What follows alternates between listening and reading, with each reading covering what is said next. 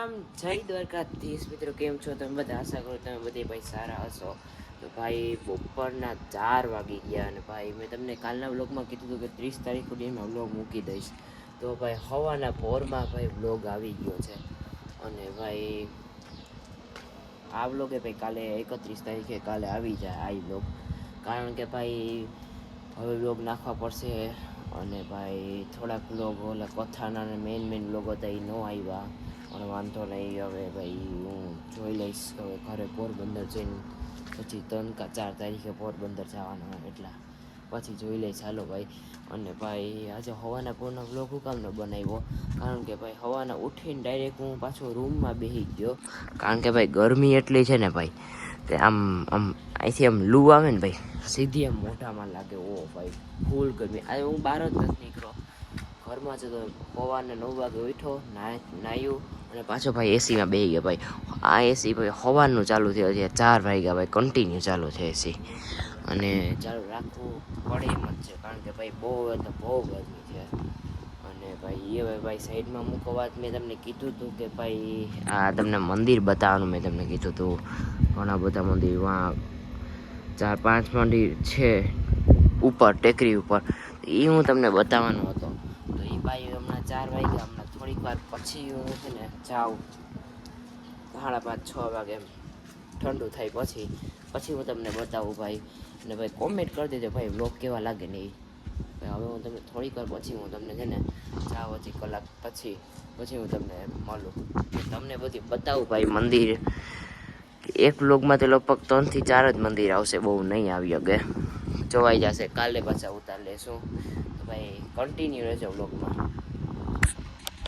તો ભાઈ ફાઇનલી 4:30 વાગ્યા ને 4:30 વાગ્યામાં ભાઈ તડકો તમને બતાવું ને, તડકો ભાઈ ફૂલ છે અત્યારે. અને 4:30 વાગ્યામાં ભાઈ જાય અમે ગુલ્ફી લેવા. અને ભાઈ આપણે પોરબંદરમાં નહીં પણ બધે સિટીમાં, પણ હું પોરબંદરની વાત કરું કે ભાઈ ઓલી ગુલ્ફી કહેવાય ભાઈ, ગુલ્ફી આપણે કંઈક 15-20 રૂપિયાથી ચાલુ થાય. અહીંયા હું તમને બતાવું ભાઈ, ગુલ્ફી તમે જોજો, હું તમને બતાવું. પછી પ્રાઇસ હું તમને છેલ્લે વ્લોગમાં કહી, એટલે હું જો દુકાને લેવા જાઉં પછી હું તમને બતાવું. તો ભાઈ ફાઇનલી લઈ લીધી, હું તમને બતાવું. જો આખી થેલી કેટલી લીધી ખબર? ખાવામાં 2 જણાને જ ખાવી છે, અને 14-15 છે ને 15 લીધી ભાઈ, 2 જણાને ખાવી. ભાઈ આ હું તમને અત્યારે બતાવું ને, તો જો ભાઈ આમ આવે. આપણે પોરબંદરમાં આમ અલગ આવતી હશે, પણ આ જો ભાઈ આ ગામડામાં ભાઈ આવી આવે. હું તમને અંદર જઈને બતાવું હરખું. તો ભાઈ જો આ રહી 15 થી 20 રૂપિયાની મળે આપણે અહીંયા. ગામડામાં ભાઈ એવી આપણે આવે ને આવી જ આવે ભાઈ. ખાવી તો ખાવાની, ન એ લોકો તાણ ન કરે. તો ભાઈ જુઓ સ્વામિનારાયણ મંદિર પહોંચી ગયા. અને ભાઈ અહીંયા મેં તમને કીધું હતું ટેકરી ઉપર છે, તો ભાઈ આટલી સીડી ચડીને જવું પડે. 3-4 મંદિર છે ભાઈ ઉપર, એ હું તમને બતાવું ચડીને. ભાઈ અત્યારે આ જુઓ 6 વાગ્યા ભાઈ, એમ 6 વાગે અમે આવીએ, કેમ કે તડકો એટલે પછી ન અવાય એટલા માટે. જો ભાઈ આમ જો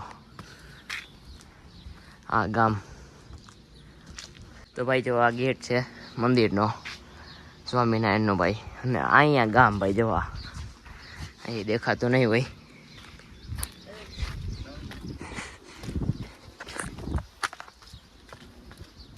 હા ભાઈ આ ગામ જુઓ.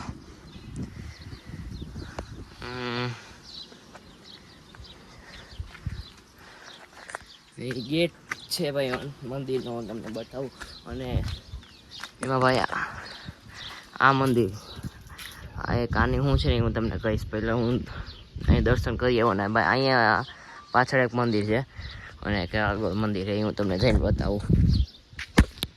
તો ભાઈ જો આ પાછળ મંદિર છે ભાઈ જુઓ, તમને હું આની પહેલાંના વ્લોગમાં મેં તમને કીધું હતું, અને 3-4 વ્લોગ પહેલાં તમને કીધું હતું, આ મંદિર છે ભાઈ જુઓ. અને હું તમને ઓલી બાજુ જઈને બતાવું ભાઈ એનો આખો વ્યૂ. તો ભાઈ જો અહીંથી આખું ગામ દેખાય જુઓ. ભાઈ આ આવડું ગામ છે આખું. પછી આ બાજુ છે હું તમને પછી બતાવી.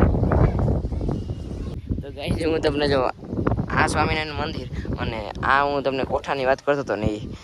તો ભાઈ આ કોઠો છે ને ભાઈ આખું ગામ દેખાય જો અહીંથી. ભાઈ આ કોઠો પ્રાચીન બહુ કોઠો છે, લગભગ નહીં હોય ને તો 150-200 વર્ષ જૂનો ભાઈ કોઠો છે આ. અને ભાઈ આ રાજાશાહી વખતનો કોઠો છે જો, આ કેટલો ઊંચો છે. તો ભાઈ જો આ હું આની ઉપર જઈ રહ્યો હતો. અને ભાઈ આ જો આ તમને કીધું ને દરબાર શ્રી પીઠાવાડા. તો ભાઈ પીઠાવાડાથી નામ ભાઈ આ ગામનું પડ્યું, કોટડા પીઠા. અને ભાઈ આ એટલો જૂનો છે ભાઈ, 200 થી 150-200 વર્ષ પ્લસ જૂનો છે કોઠો. તો અત્યારે હું તમને બતાવું, હું કહું તો હું તમને બતાવું એ ભાઈ સ્પેશિયલ આટલું ચડીને આવ્યો ભાઈ, ખાલી બતાવો વિડીયો બનાવવા. તો ભાઈ જો આ બીજું પતી ગયું અને ભાઈ બીજા પાછું આવ્યા ભાઈ રાજાશાહી વખતનો ગેટ. અત્યારે આ તો ભાઈ નવું કર્યું પણ આ ગેટ. અને ભાઈ આ જુઓ આ કેટલું જૂનું હશે ભાઈ જુઓ. ભાઈ ફૂલ પ્રાચીન ગામ છે, આખું ગામ આવું છે ભાઈ જુઓ. અમુકે બનાવી લીધા છે ઘર, પણ 90% પર પ્લસ આવા મકાનો છે ભાઈ જુઓ.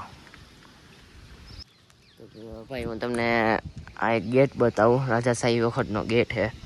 અને અત્યારે તો ભાઈ બંધ પડ્યો, હું તમને બતાવું જુઓ. જુઓ ભાઈ આમ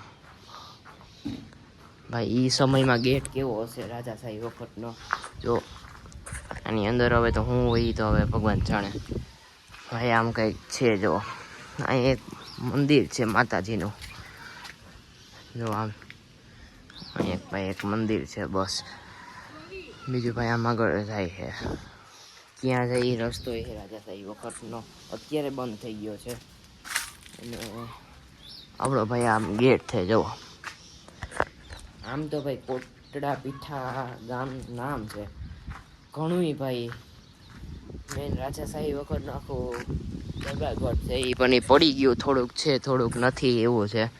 એ હવે હું તમને કાલના વ્લોગમાં બતાવી.